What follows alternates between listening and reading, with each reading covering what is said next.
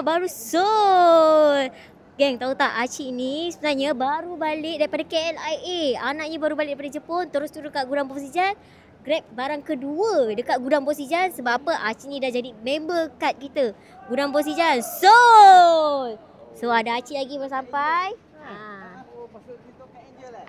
Acik kita famous sama-sama. Famous sama-sama. Acik, alhamdulillah, Acik masih ingat lagi kita orang dekat Gudang Posijan. Acik ni pun sama Sol. Acik. Wah, Acik ni baru balik kenduri pula. Terima kasih Acik. Buat video sikit tau. Terus maju jaya Acik.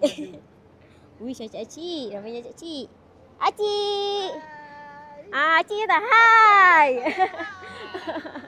Hai Acik. Wish, ramainya Acik.